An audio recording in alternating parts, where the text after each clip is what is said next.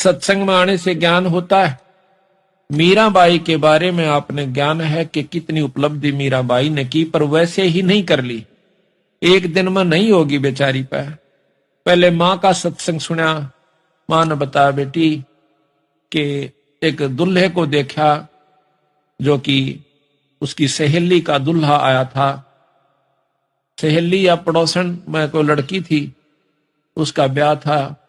तो वो शेरा शारा बांध कर ढोल बाजे बाजते हुए आए। तो उसने पूछा अपनी मां से, मां यू किसका क्या हो रहा है? उसने कहा कि बेटी लड़की फलानी लड़की का ब्याह हो रहा है, तो मैं भी करवाऊंगी ब्याह। बच्चे ने क्या बेरा था, 7, 8, 9, 10 साल की थी। उसकी मां ने कहा बेटा ये तो बड़ी होगी है ना, इस करके इसका शादी होकर रहे हैं, फिर तेरा बड़ा होने पाछ के बाद तेरी शादी करेंगे। जिद पकड़ ली, ना ब्याह इब्बा करवाऊं, मैं भी ब्याह करवाऊं, मेरा दुल्ला ला दे। तो ज्यादा जिद करने से भगवान कृष्ण की मूर्ति उठा करके उसको दे दी कि ये तेरा दुल्ला से। अच्छे सुथरे कपड़े पर आ रखे, सिर पर मुकुट, तंदा मोर मुकुट रख रखा। उस दिन के बाद उस दुल्हे को उसने अपने प्रेम के साथ रखा, उसकी पूजा करी, साथ उसके जो सोवा जब अपनी खाट पर लौटा ले, फिर अपने धर दे अलमारी में, खेल का फिर ठा ले, यानी उसमें पूरी लगन लगा ली, उसको अपना पति स्वीकार कर लिया भगवान सांवरिया कृष्ण रूप में। तो कहते हैं जब उसकी शादी करने लगे तो मना कर गई मां, 2 ब्याह नहीं करवाया करती, मन तो एक बार करवा लिया, और ये तो अमर दुल्ला है जो कभी मरता नहीं, और ये नकली दुल्ला के ला शादी करवा के काल न मर जाएंगे, विधवा हो जाऊं, मैं निरंडापा काटू, मेरा समझ में आ चुकी है। उसके बाद जबरदस्ती शादी करनी पड़ी, क्योंकि बच्चे लड़की की जात घर में कौन रख सके, ऐसा ऐसा समाज में व्यापक है वो बात। तो राजा के साथ शादी कर दी। शादी के कुछ दिनों के बाद उसका पति देव मर जाता है, शरीर छोड़ जाता है। मीरा की जो लगन थी वो लगी रहती है, वो नहीं मना किया करता था, वह कहीं सत्संग आदि में जाती। उसके देवर था वो बहुत अटीला था, वो मना करा करता, पहले भी उसको धमका दिया करता, लेकिन वो जो राणा था बड़े वाला, वो कभी उसको मना नहीं किया करता था। उसके मान गया था, उसकी आत्मा मानती थी, पर वो परमात्मा को प्यारा हुआ। उसके बाद उसको बहुत कष्ट उठाना पड़ा।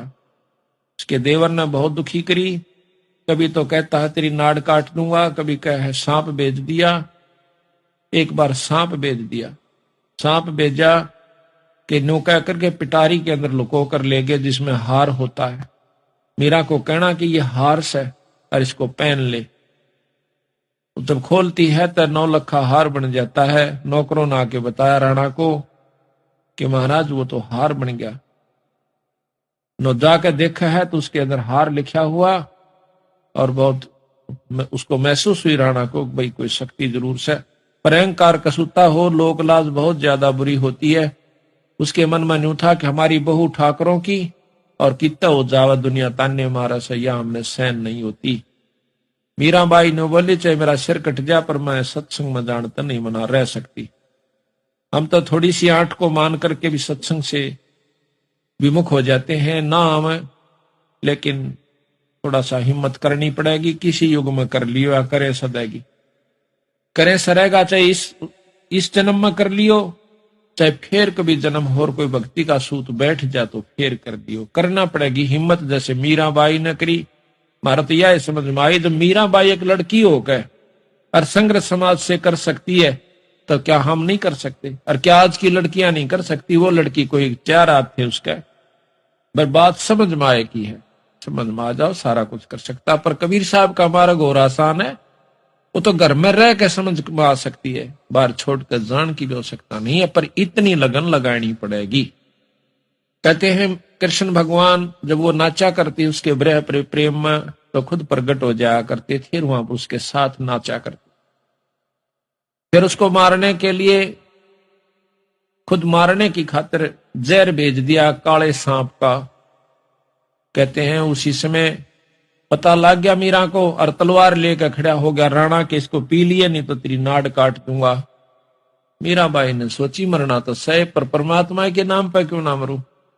लेकर उस जहर के प्याले को और उस भगवान कृष्ण की मूर्ति शालिग्राम का ऊपर घेर कर उसके चरणों पर नीचे दूसरा प्याला डाल लिया और कह लिया कि ले परमात्मा अब तू जाने तेरा काम जाने। महाराज कहते हैं मीराबाई को मारन चाले जहर का प्याला प्यारे, और पीवत ही अमृत हो गया शरद ही यारे। यानी अमृत कैसा हो गया वो जहर। इस प्रकार ईश्वर जो शक्ति है, जिस इष्ट में जितनी शक्ति है उतनी मदद वो अवश्य करता है। अब आप किसी हौलदार या थानेदार का सहारा ले लीजिए, वो भी मदद आपकी कर देगा, पर जितनी कर सकता है उतनी कर देगा, आगे उसके बस की बात नहीं। इसी प्रकार ये तीन लोग के परमात्मा कोई छोटी शक्ति नहीं है। जिस प्रकार डिप्टी कमिश्नर बहुत बड़ी पावर हो जाए, परंतु सीएम और पीएम प्राइम मिनिस्टर के सामने बहुत छोटी इकाई आ जाता है। यही हमारा बंदी छोड़ के कहने का तात्पर्य है। फिर क्या हुआ कि उसने उस दिन के बाद सोचा गया नो नहीं मरे तो उसकी नाड़ काट दिया जाकर। जासे राणा एकदम वाड़ खुलवावस है, मीरा एकदम चौंक कर खड़ी होती है। जो ही वो दरवाजा खोलती है, खोलते ही एकदम काला सांप इतना मोटा और 2-4 फुट ऊंचा खड़ा हो जाता है सामने दरवाजे के। मां राणा के चुतड़ जाकर लागे, भयभीत होकर भाग जाता है। तेग कीता गई वो कीता गया तोड़ कहा गया। उसके बाद उसने सोचा कि या तो भाई कुछ अजब शक्ति है, पर इसके लिए क्यों बहस करी। तो मीराबाई वहां से, क्योंकि उसने सत्संग सुना एक दिन सतगुरु कबीर साहब का, सतगुरु महाराज की अनुसार वे संत सत्संग कर रहे थे, उन्होंने जाकर सुना। वो सत्संग तो वह पहला भी सुना करती थी, परंतु ये सत्संग सुने पाचा उसकी आत्मा में चेष्टा हुई, नो कहे परमात्मा तो और इस कृष्ण से भी ऊपर है। तो उन संतों ने कहा कि ये तो बहुत छोटी इकाई के परमात्मा है भगवान कृष्ण तो, और ये आपको इतनी मदद दे रहे हैं, और इनसे ऊपर जो परम शक्ति है उससे मेल हो जा मीरा, ये जन्म मरण की बीमारी को काट सकते हैं। कृष्ण जी आगे बस कि आपके जन्म मरण खत्म करना नहीं है। वो कहने लगी जी मुझे यह समझ में आई नहीं संतो, मेरे बात ये समझ में नहीं आती, क्योंकि आज तक मैंने तो कहीं सुना नहीं।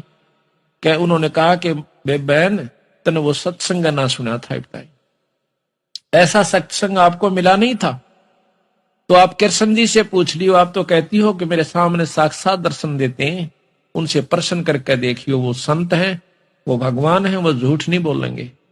तो कहते हैं मीराबाई ने आत्मा से पुकार करी, भगवान कृष्ण उत्पन्न हुए, सामने प्रगट हो गए, कहने लगे बोल बे के चावस कि महाराज मैंने आज सत्संग में सुना से कि आपसे ऊपर एक शक्ति निरंजन है, निरंजन से ऊपर ब्रह्म है, पार ब्रह्म है, और पार ब्रह्म से ऊपर पूर्ण ब्रह्म परमात्मा जो अनंत करोड़ ब्रह्मांड का भगवान बताया संतों ने। तो कृष्ण कहने लगा मीरा चीज तो बिल्कुल सत्य बताई उन्होंने, वस्तु सत्य है, लेकिन बात जो है वो तेरे और मेरे बस बाहर की बात है। ना तो हम जा सकते उसको पा सकते और ना आप पा सकती, इसलिए उसका संघर्ष करना ही मूर्खता का है। वो कहने लगी जी उन संतों ने जिन्होंने ये बताई है तो वो कहते हैं कि हमारे गुरु जी के पास वो शक्ति भी है कि हम यहां से जन्म मरण के छुटकारा करवा देंगे एक सार नाम द्वारा। कहने लगे मीरा वैसे तेरी इच्छा है पर वस्तु वहां आपको मिलेगी नहीं, यानी छुटकारा नहीं हो सकता है परम शक्ति, पर हम वहां नहीं पहुंच सकते। मीराबाई का भी चशक होगी कि जब खुद परमात्मा जिसको मैं मालिक मान बैठी थी और वो खुद कैसे, तो जरूर कोई कोई शक्ति है। मीराबाई वहां से निकलकर काशी में आती है भगवान कबीर साहब के पास। कबीर साहब ने सोचा कि ये ठाकरों की लड़की है, कदे इसके मन में अहंकार और ना रह गया हो, कति छाण के देखना चाहते थे जब ही नाम दिया जाता है। कहने लगा बहन ऐसे कर रविदास जियों से उपदेश ले लीजिए। रविदास जी चमार जाति से और आप तक हाल तार के लाया करते थे, मरे हुए पशुओं की मारा नहीं करते थे, और फिर उस चमड़े को सुखाया करते थे, उसको रंगा करते थे, और फिर उसका जूती बना करके अपनी रोटी रोजी का और साथ में भजन भी करते रहते।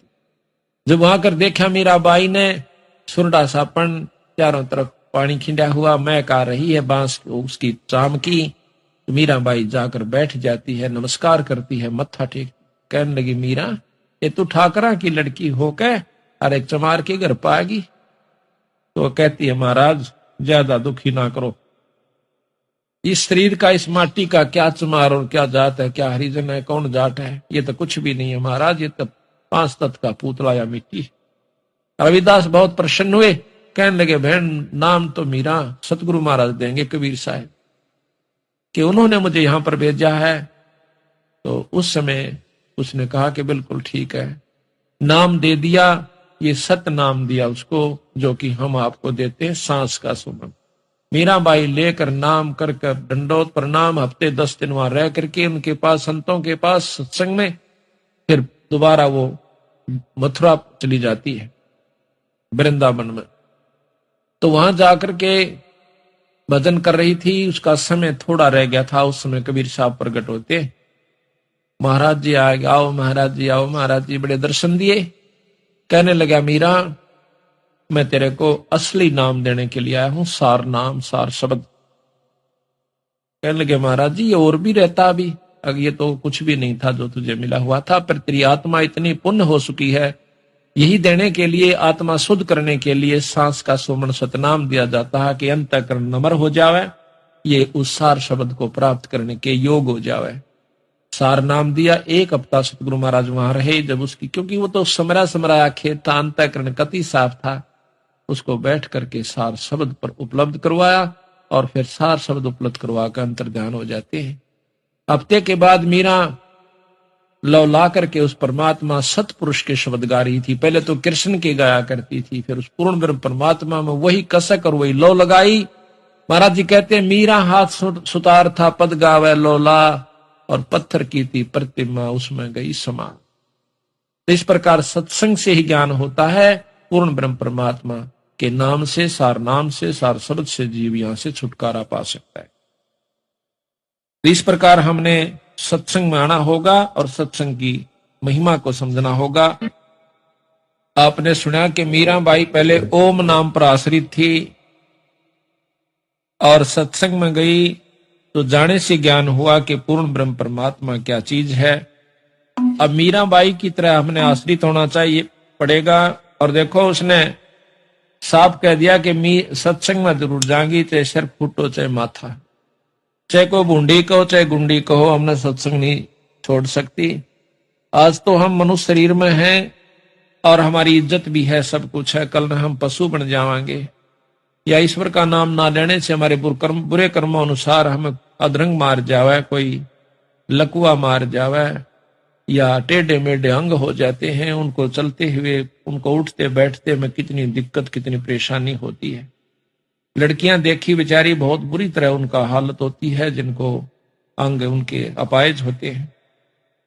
अब वो कहां से मरोड़ करें, वो टेढ़े मेढ़े चालन से न्यो कहे शर्म आवा सहिता हमने माथा टेकती आना, और उनने पूछ के देखो उनकी शर्म कहां गई, सर का बड़ चाल बेचारी। तो यही हालत हो जाएगी, भगवान का नाम ना लेने से, सत्संगत में ना आने से हमारी ऐसी दुर्गति हो जाएगी। जो समझदार माता पिता अपने बच्चा का गेल आवे और सत्संग सुनवा के ले जावे, बच्चा कोरा अंग हो से जल्दी असर हो जाता है। अब जो वृद्ध अवस्था में आ चुके हैं उन्हें ज्यादा मेहनत करनी पड़ेगी सत्संग को सुनकर अपने अंग को, अपने मन को डालने में। तो सत्संग ही एकमात्र ऐसा स्थान है जहां पर परमात्मा प्राप्ति का, आत्म कल्याण का जो मार्ग प्रशस्त होता है।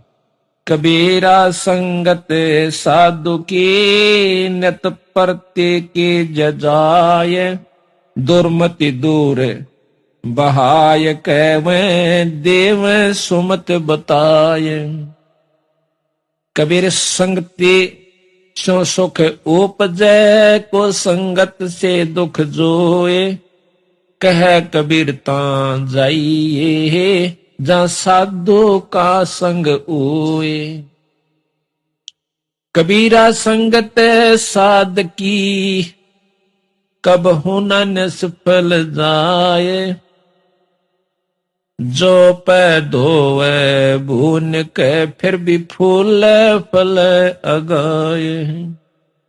कबीरा संगत साधु की, अरे और की ब्यादे, संगत बुरी असाधु की, आठों पैर उपादे।